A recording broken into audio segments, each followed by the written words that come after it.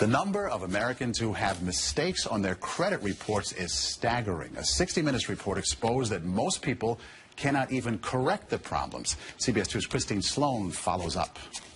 Meg Pasternak says a mistake on her credit report nearly destroyed her credit.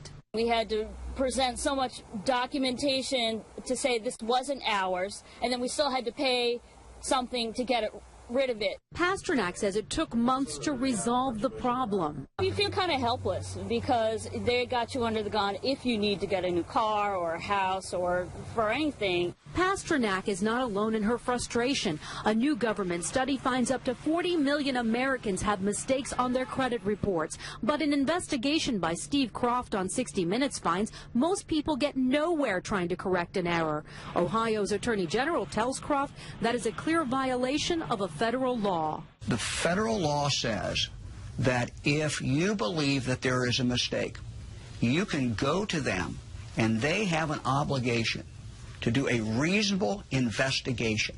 They're not doing a reasonable investigation. End result, if we're successful, is a deletion of that record from your credit report. The credit pros in Newark help people fight agencies like TransUnion and Experian. All the information they receive from a customer, they translate it into a code. They don't forward the letter and the proof of payment to the creditor.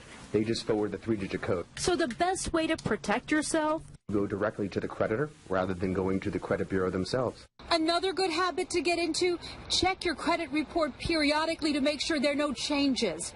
In Clark, New Jersey, Christine Sloan, CBS 2 News. And like 60 Minutes, we were unable to get an actual person at the 3 credit reporting agencies. 60 Minutes was referred to the spokesperson for the agencies, who provided a statement citing an industry-sponsored survey that showed 95